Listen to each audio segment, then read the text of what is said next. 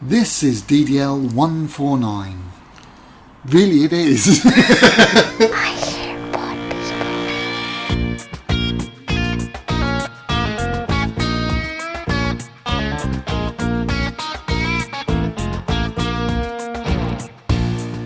My apologies, or our apologies, for the mess up with the numbers last week. We'd actually got a couple of podcasts in the can that never made it onto the blog or onto Facebook or any kind of social media other than YouTube. So when we went to check what the number was supposed to be, we missed two of our own recordings. These recordings will now have gone back up, and you'd have heard those, even though they're a couple of years old. However, the recording this week is about, keeping in tradition here, we're talking about something that's happened last year. A good 6 months ago. In October of last year, we had the privilege of going out to the US to join Siglerfest. Care to explain what Siglerfest is? Oh, God. Okay. So a long time ago. A long time ago, yeah. We have mentioned many a time that we like listening to podcasts and reading books by an author called Scott Sigler. Yeah, Scott basically has a convention that anybody that listens to his books can come along to, and they run events throughout the weekend. Various sort of, I'm not going to say seminars and stuff, but yeah, sort of little workshoppy things that you can go to, some fun stuff. Yeah, it's a whole weekend dedicated to everything related to Scott. And this is hosted out in Las Vegas. And Vegas is one of those places that if you live in the States, most airports will have a flight that goes to Vegas. It's a very popular location, so there is a wide range of prices for hotels and things. It can be quite cheap to actually stay there. So he has it there so that it's a well-known place. It's off-season, so it's a little bit cheaper. And he takes... he has the events actually in the hotel, as well as having rooms available for people to come visit. But the thing was that there weren't that many international. In fact, I'm not sure there was. I think there was a guy from New Zealand, I think, yeah, because we thought we'd be one of the furthest away, and it turned out really not. There was somebody from one of the Scandinavian countries and that kind of thing. So, but international visitors are the minority. Let's put it that way. Yeah. So for us to go out to Vegas, obviously it's a bit more of a trek than it would be for any of the guys from the States. So while we were out there, we decided to make it a full 2-week holiday. And we started off by going to California. Instead of flying straight into Vegas, we flew into California, and while we were out there, we met my stepdaughter, who she lives not in California. She lives out in the States, so for her to get to California was a cheaper option than for us, obviously. And I haven't seen her for many years, so she came out to see us for the 2 weeks while we were out there. This is the first time that we've used Airbnbs for where we were staying. I've always been a hotel sort of a person. In fact, I'm not even sure that Airbnbs were around the last time I went out. Yeah. So we went out there and stayed. Essentially in somebody's extension, really, wasn't it? Yeah, literally that. It was just an extension to their hoch. And it almost looked to me like a converted garage or something. Yeah, it was not much more than just sort of beds, television in the corner.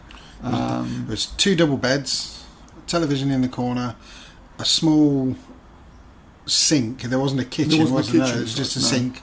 And a bathroom. Yeah. And a fairly large sitting area. Yeah. Yeah. It wasn't cramped by a long means. No. But it was, our own little space on the end.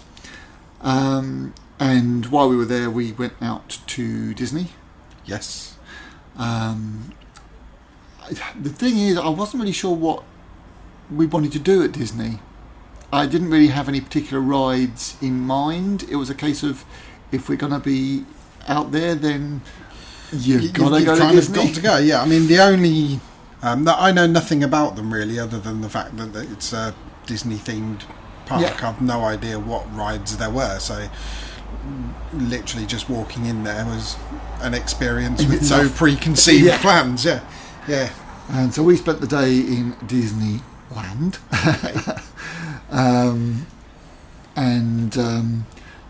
Because they were all getting prepared for Halloween. Yes. Which was going to be at the end of the month, because I don't know if you said this, but this was October of last year.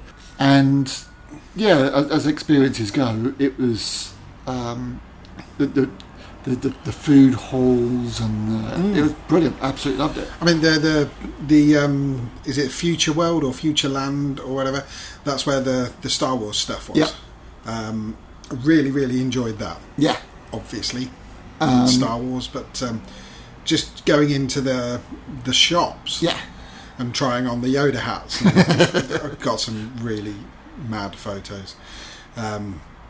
Which I've probably got. We can put them up. We have missed the fact that since our visit, they've actually opened up an entire Star Wars area. Yeah. Which we saw the building site as such, but we missed that one by a year. Possibly have to do that on the next visit. Yeah. So we spent the day in Disney, and then I think it was the next day, possibly. Because we didn't spend. I think it was. It was the next day. We then drove out to Las Vegas. And you wanted to fly. Well, we were looking at the different prices, and the price of renting the car for the extra day or so was far less than it would have been to fly all three of us out there. What was it? A 3-hour drive? 4-hour drive? According to Mr. Google, 4-hour and 21-minute drive, and that was with a stop in the middle. Lots of stops. I mean, we stopped. I mean, the rest stops are a story in their own right. Yes. Well, it's not the Watford Gap services, is it? The beautiful views and so forth. Yeah, so we drove out to Las Vegas, and that was amazing. The journey, as I remembered it on the coach, I thought it was desert in the Sahara kind of sense, where you look out the window and all you see is sand and mirages and no, it was desert in the cowboys and Indians rock faces and tumbleweeds and Joshua tree sense. It was gorgeous, absolutely beautiful, and the mountain ranges and so forth were very surprising. And the amount of times, I think it was, like you said, I think it was like 3 or 4 different stops that we went to. There was no real danger of us getting too far without being away of being able to get fuel. Yeah, there was a good few fuel stops out there, and again, according to Google, it was 260 miles door to door, so filling up once was sufficient. Yeah, and I believe we got there and filled up just before we got in. I think so. And then that fuel lasted us for the rest of the journey. Because most of the driving that we did up in Vegas was pretty much from where we were staying to the Strip, which was no more than 4 or 5 miles at the absolute most. God, I don't even think it was that far. Not even. I'd be surprised if it was more than 2 miles. Yeah. So we didn't really do much driving once we were actually there. Other than the other big day out. The other big day out. We went to the South Point Hotel and Casino, which is just to the south of the main strip. This is where everything was hosted. And that meeting up with people who are also we missed out here. We should have been wearing the Sigler t-shirts. Yes. But walking through the casino, because the ground floor of the hotel was a massive great casino, and seeing the t-shirts around, like, what you're here for? Know what you're here for? That was fantastic. And we then drove up just to drive the Strip when we first got there.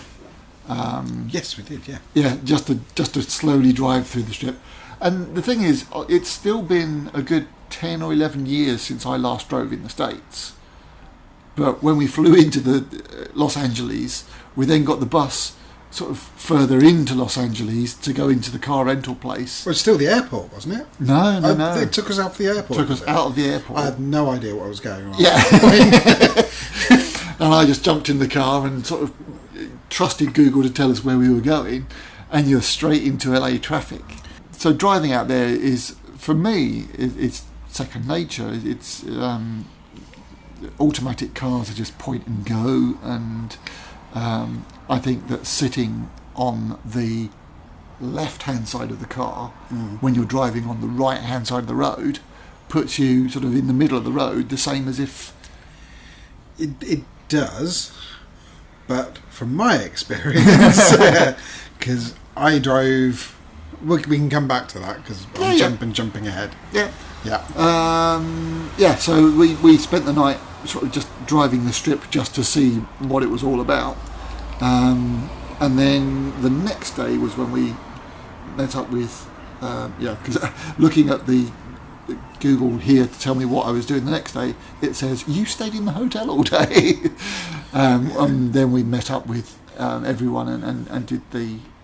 initial registration and meeting with other people, and that was really nice.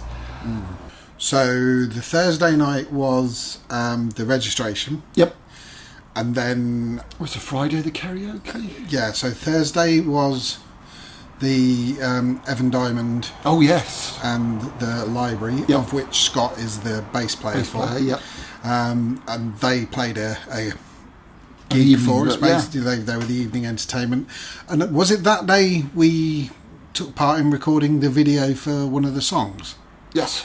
Yeah. Yep. So one of the songs that they were going to be releasing as an EP, they shot the video at Siglerfest with us shooting it with our mobile phones, And then sending all that footage to Evan Diamond, and they then made the video for that song, which Yep. I'm sure we can find it. Sure, we can find that. Yep. So yeah, that was the Thursday night. Yep. Then Friday it sort of kicked off properly, didn't it? So we meet? No, we went out for breakfast, didn't we? Yep. Somewhere else. I suspect Or it was food, or IHOP, probably wasn't IHOP. it? We ate in IHOP a lot. Most breakfasts were IHOP. IHOP, weren't they? Yeah. But as for the activities, I think it's remembering what days we did what. But essentially, there was a read through of Blue Balls. Yep. Which is a comedy spoof thing that Scott does. Because it's written by one of the characters from one of his books. Nocturnal? Yes. Pookie Chang. He has written a screenplay. He's a cop, and he's written a screenplay about two cops. Yeah. And it's called Blue Balls. And every Siglerfest, Scott writes a new script for the next episode of Blue Balls, and they have a live read through, get a couple of the attendees to play some of the characters. And that's really quite funny to listen to, to listen back to, but it's quite funny to sort of see happening. And then there was a couple of trivia competitions and stuff which we didn't take part in. Because although we like him, we are not obsessively nerdy about the stuff that goes on, but there are, believe me, there are a few Uber fans there. But we sort of went off and did our own thing. I think you and Cara went to the pool and stuff, didn't you? And I slept. To be fair, I was still getting over a cold, wasn't I? Because as soon as I got to Anaheim, I just completely filled up, bunged up face and everything. Took a couple of their NyQuil, and that just completely knocked me out, didn't it? Slept right through the entire first night in Anaheim, and I was still kind of getting over that at Disney, at South Point, wasn't I? So I think I slept a bit of that.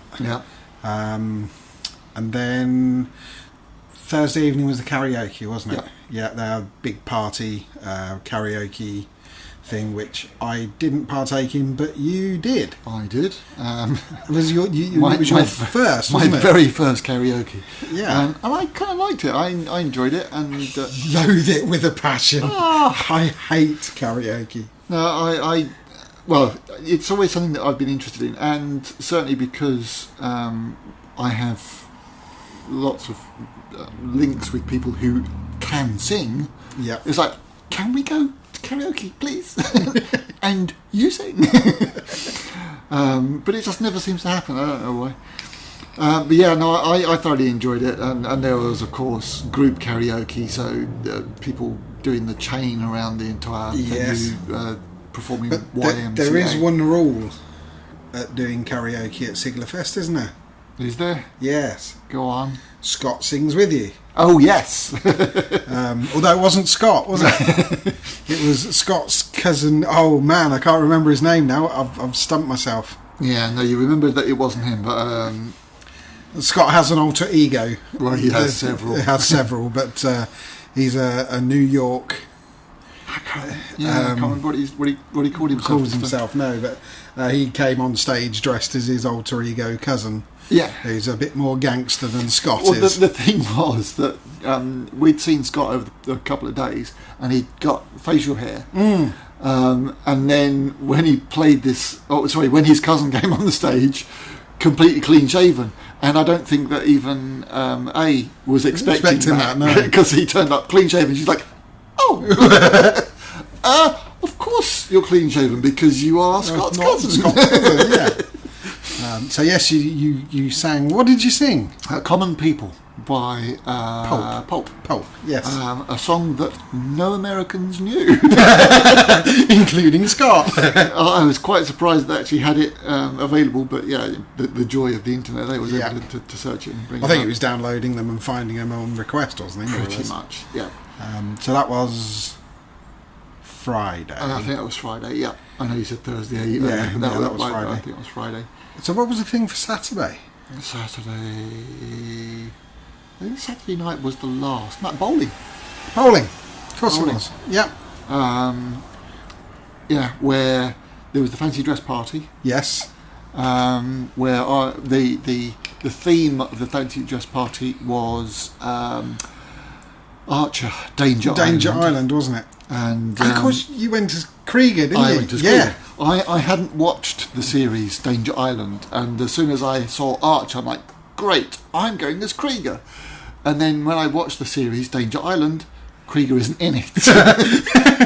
In fact, the guy who plays the voice of Krieger plays a parrot. So I did the whole costume of Krieger and added a parrot so that it would match the theme more precisely. There were three other Kriegers. Yes, there was. But yeah, there was other costumes as well. There were Sigler-related costumes. There were Sigler-related costumes and horror-related. Because a lot of the writing that Scott does is horror-related. Science fiction horror, basically, isn't it? And the highlight, absolutely, was the girl from... I can't even think of the Grudge or the Thing? The Ring. The Ring. It was The Ring. Yes, the girl from The Ring. So she's... if you're not familiar with the film, it's Japanese, Chinese, Japanese, and she's wearing just a long white robe. It's almost like a nightshirt type thing, isn't it? And she backcombs her hair so it covers her face over, and moves in a very jerky, sort of creepy way. And Cara, who was with us, she dressed up as a character from no, not the Strangers. The Others. The other, no. I've since watched the film. Yeah, but so have I. I think it is The Others, isn't it? No. I can't remember. But The Others is the Nicole Kidman film where she's a ghost. Oh, it is, isn't it? No. Okay, well, from another horror film where basically she wore a very basic white dress that was covered in blood and a porcelain doll mask. And you could not see her expression, of course, because she's got this mask on. And when we first went into the hall, I asked Cara to go stand in the corner and just watch people as they come in. Not to move and sort of give that whole, is that a real person or is it actually a mannequin sort of a thing? And she was really good with that and quite subtle with the movement. She really got into character, didn't she? Absolutely. And then I met up with the girl from The Ring, and asked her to just go over into the corner. And so she walked in this creepy manner over into the corner, and all of the phone cameras came out. No, they were sort of circling each other, weren't they? Each other, and ended up in a big creepy hug. Yeah. It was after the fancy dress that we did the bowling. Yes. Because then bowling in fancy dress was another fun game. And I think that was on the Saturday night. I think the Sunday was when everyone... That was it, wasn't it? I mean, Yeah. Sunday morning was watch a game football. with Scott, and then everybody then sort of drifted away. But we didn't watch the game, did we? No. Because it's American football, we haven't got a clue what's going Yeah. on. So we kind of stood with them for a while, didn't we? Yeah. I think we had breakfast with a couple of them or Yeah. something, didn't we? Yeah. Yeah.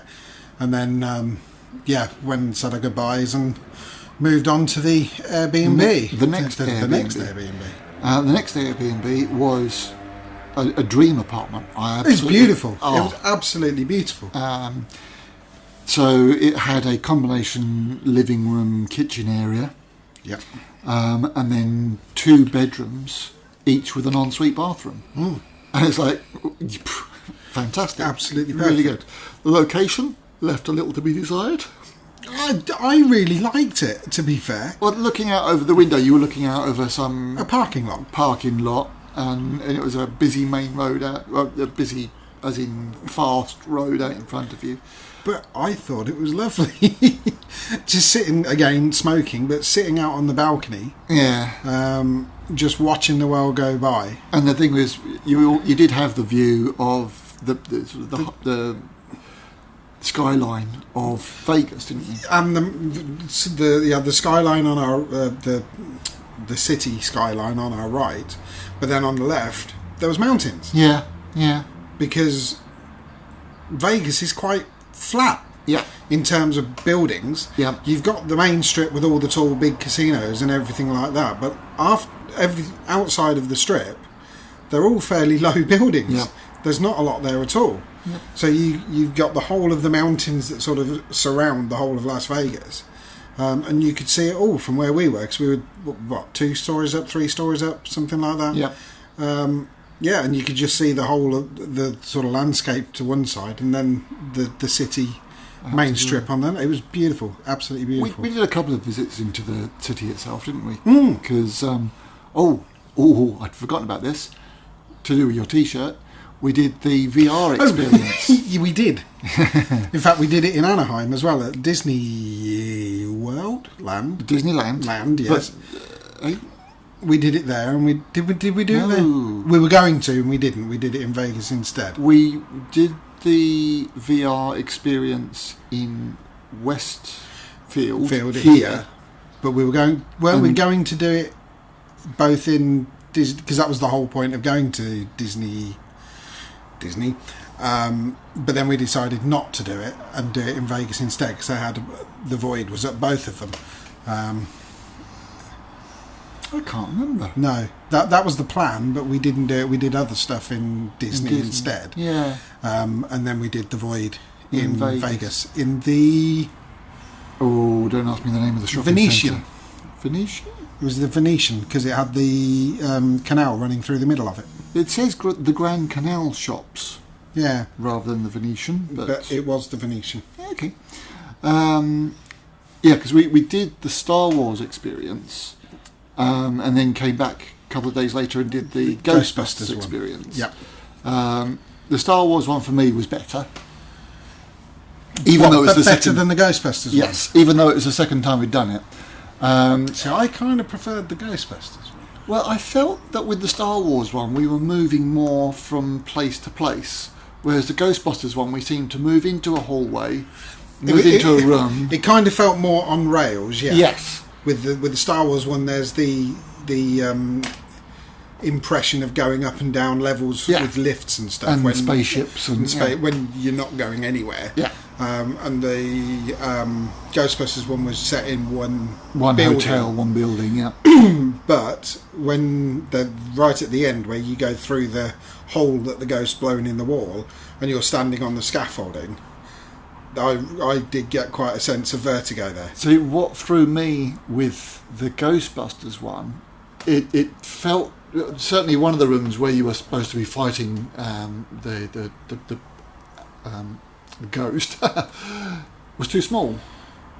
Was that the first room? Yeah, possibly. In the first one, but it felt too small when it was teaching you how to use the proton packs, and it was it was a bit confined. Yeah. Whereas and I'm sure they all have the same sort of thing where there's a shooting range essentially. Yeah.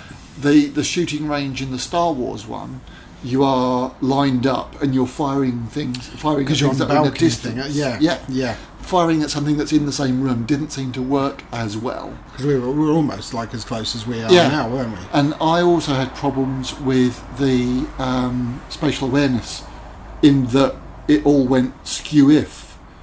Oh, the tracking on the helmet. Tracking on the VR went wrong. Yeah. So as I'm moving, I wasn't moving in the virtual world, and that just took me out of the experience. Which, it would do. The way that it is so easily done with this VR stuff. So yeah, we went to that. What else did we do in the strip? Did we do anything else strip? You did the zip line.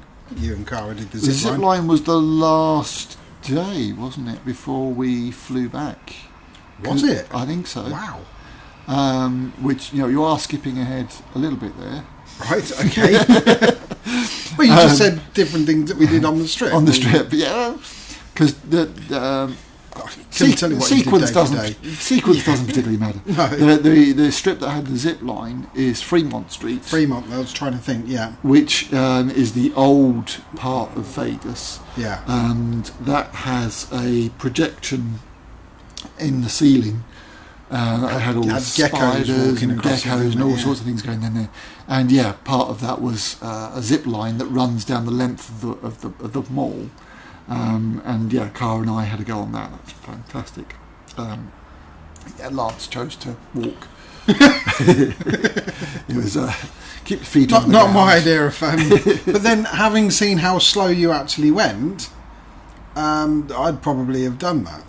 It wasn't the height that was the issue, though. No, it's the speed and I'm not an adrenaline junkie, to be fair. Oh no, this wasn't adrenaline, but it was quite sedate, wasn't it? Yeah. There's two different ones. There's the one where you're sitting down, which wasn't particularly popular, and there is the one above it where you're in a cradle that allows you to fly. Lying down.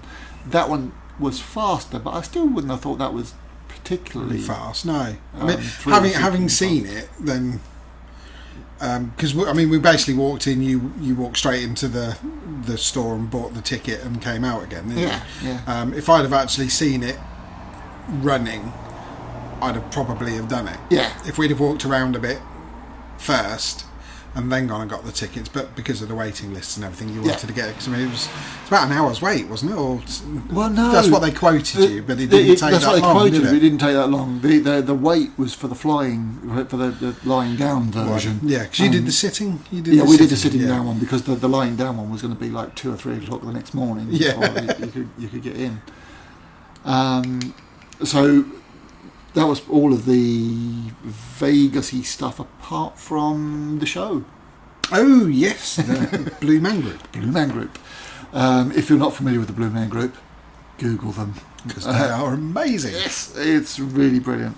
They call themselves a group, but I wouldn't necessarily listen to their music without the performance that goes around with it. No. Now, did you realise that there is more than one Blue Man Group? Yes. Right, I didn't. But they're essentially the same as the Cirque du Soleil, where there are multiple performances going on all around the world. Yeah. And there's always 3 of them, but they're not always the same 3 people. It may well have started off as 3, but they've kind of franchised it out almost. Yeah. Yep. But the show itself was just amazing. It's short. As shows go, yes, it was quite short, but they pack only like 40 minutes, an hour at the most. Yeah, possibly. And this was in the... Oh, I shouldn't have started that sentence without knowing where it is. Luxor. Hotel, that's it, which is the shape of a pyramid. In the Luxor Hotel, we also did the Titanic. We did. Exhibition. Yeah. And the Bodyworks. And the Bodyworks, yeah, I've forgotten. Exactly. There's so much into 2 weeks. Yeah. You forget all the things that you did. The highlight, though, of the entire 2 weeks, other than Siglerfest, was driving out to the Grand Canyon. Yes. Well, not necessarily the driving out to the Grand Canyon, but the Grand Canyon itself. No photos, no descriptions, or any video will do it justice. Yeah. The strange thing with it is that it feels unbelievable. Yeah. To stand on the edge of this beautiful canyon, looking out, and certainly a lot of the photographs that you look at afterwards, it's like, well, that's not a real photograph. Photoshopped the background in. No. Even the ones that we did on the Sky Bridge. Yeah. In fact, more so the ones we did on the Sky Bridge. Yeah. They look so fake. So the Sky Bridge is, as the name would suggest, a walkway that goes out over the edge of the Grand Canyon and comes back in again, and it's made of glass. So as you walk out, you can look down and you can see straight down into the canyon. They don't allow you to take your own cameras out there, so you have to buy the photographs that they have, the professional photographers out there. Of course, we bought them because, which, to be fair, we camera. bought them, but also you get some really good photos because they know the right positions, poses, and settings for their camera, because they do it day in, day. That's their job. That's all they do. Yeah. You end up with a set of really, really good and photos. if they didn't have those limitations in place, then you'd end up with the little bridge being crowded with people. And as it was, the set of photographs that we got, it kind of looks like we're the only three on the on the thing. Yeah. And I've since read about people that have fallen into the canyon. What, from the Sky Bridge? Not from the Sky Bridge, but from like the area where we were down by the edge. I can believe it, because there's no... I'm going to sound like a health and safety executive here, but there's no safety barriers. There's no safety barriers, but there's a rope that we all went past with a sign on it that says, "Do not pass this area." I didn't even see that sign. But yeah, everybody's laying down on the side of literally leaning over the edge of the canyon taking photos. You did it. Yeah, and there are people who are stood on the very edge. Yeah. And in a couple of instances, people have turned round to talk to Dad. Lost their balance. Where's Dad gone? Yeah. And they then found him at the bottom of the canyon. Yeah. Not long after. And that whole kind of surreal feeling to the environment is why people don't recognise the danger. I mean, it's weird because there's lots of people about. Yeah. But it's really quiet. Comparing it to Las Vegas, where it's all big lights and big showy things and, lots of things happening, it's literally just a hole in the ground. And there's no roll up, come and do this kind of... I think they've done a good job and just left it... Well, there's not much I could do. No, but there's no... There's the Sky Bridge. Yeah. But there's no... I'm trying to think of how I want to say it, but there's no sort of touristy bit. Yeah.